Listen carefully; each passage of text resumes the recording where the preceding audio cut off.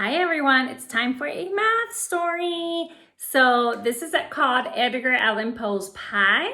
They're actually math puzzles that you try to solve, and they are inside of famous classic poems. So J. Patrick Lewis is the one who wrote it, and it's illustrated by Michael Slack. So make sure that when I read the poem, you pause it and you try to figure out the answer, and then I'll share the answer with you.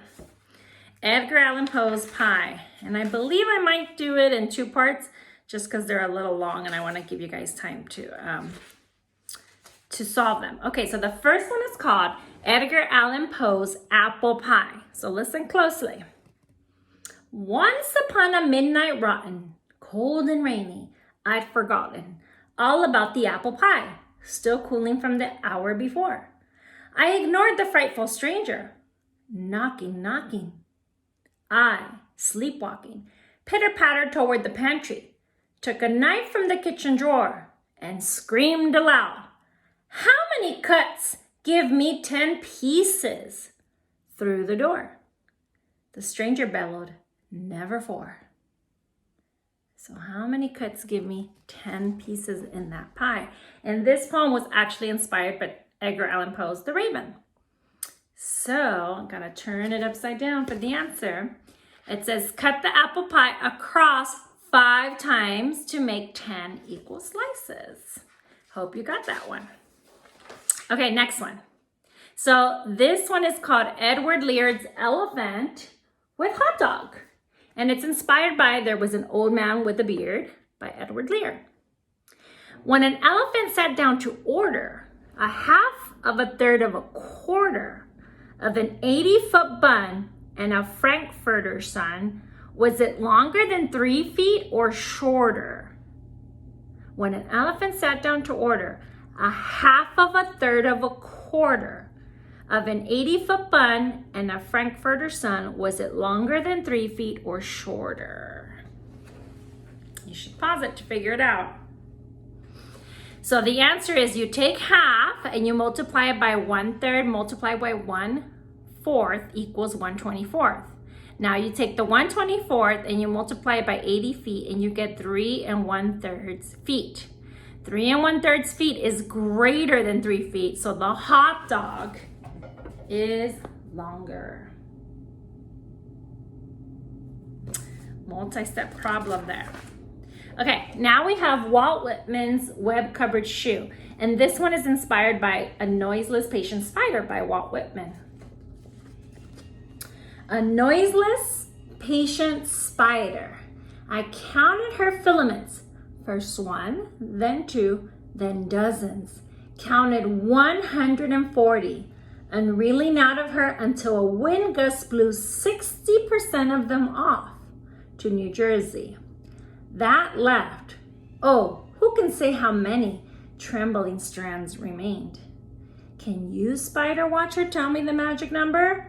What if a bigger, fatter spider bully crawled in and shooed away the little shoe spider, then built his own arch bridge by adding 90 more filaments to the smaller arachnide's mansion? So it's actually 2 different questions, right?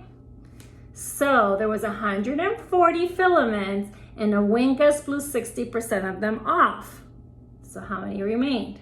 And then if another spider bully came in and added 90 more filaments to the smaller one, how many do you have? Pause time, right?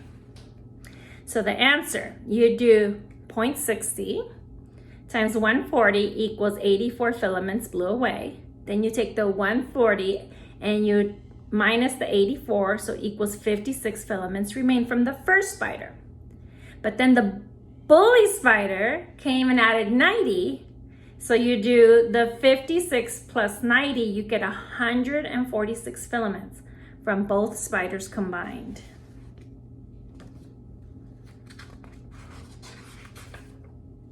All right, now we have Emily Dickinson's telephone book. And this is inspired by My Life Closed Twice Before It's Closed by Emily Dickinson. My book closed twice before its close. The 2 opposing pages that added up to 113 were smudged around the edges. At noon I opened it again. When waking from my slumbers, the phone book so befuddles me. What were those 2-page numbers? So you need those 2-page numbers, right? So the answer, if you already figured it out, is 113. You divide it by 2, you get 56.5, 56 and a half. But you round 56.5 up and down, so you're between pages 56 and 57. All right, the next one is Lewis Carroll's Fish and Chips, and it's inspired by You Are Old, Father William by Lewis Carroll. You are old, Father William, the young man said, and your noggin resembles a gourd. Do you know that your body is attached to your head where the marbles are usually stored? In my youth, Father William replied, I could chew fish and chips while I added large sums, like 40, 18, 36, minus 2. Oh, how happy it made dads and moms. So that's the first one. So again, you add large sums like 40, 18, 36, minus 2. All right, moving on. You are old, said the lad, and your hat is too tight. That's so simple a child could get it. What can you expect doing sums by flashlight and fish and chips math? Extra credit? In my youth, said the sage, I discovered the key. If I ate fish and chips, I could say what remained after 19 divided by 3. 'Twas remarkably easy that way. So that's the second one you have to figure out.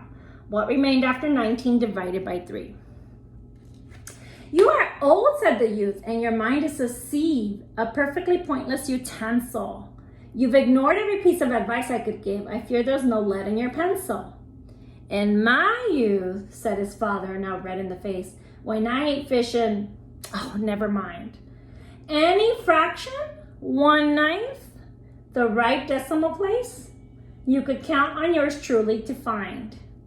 So that's the third one you have to figure out.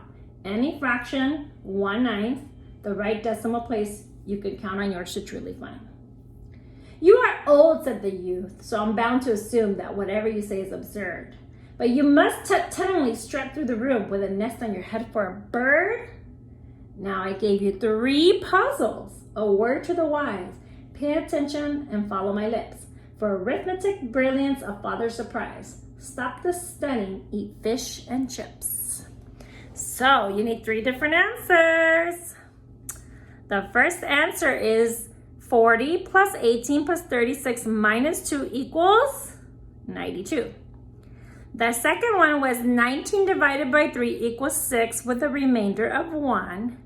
And the third one is 1/9 is equal to 0.11111. Oh my gosh.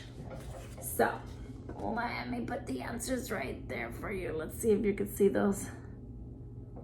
A little hard to focus there. Wow. Okay. So I think I'm gonna do one more and then I'll save the next for part 2. So this one is Hilaire Belloc's Cracker Jack Yak, inspired by The Yak by Hilaire Belloc. As a friend to the children, I recommend Yak, for the yak always says what he means, and he means what he says. He's as sharp as a tack, although the old boy's full of beans. In Tibet, he is noble, so no one will scoff at a yak. He's the favorite son. If you ask a yak what he weighs, he will cough. 1 cough is twice more than a ton. What's a yard of a yak? The whole herd. He coughs back 16 and a half in a row. Now, once he has coughed up the yard of yak, he'll react like a wild buffalo. So, listen to those coughs again, okay? If you ask a yak what he weighs, he will cough. 1 cough is twice more than a ton, okay? It's a yard of a yak, and he coughs back 16 and a half in a row. Now, once he has coughed up the yard of a yak.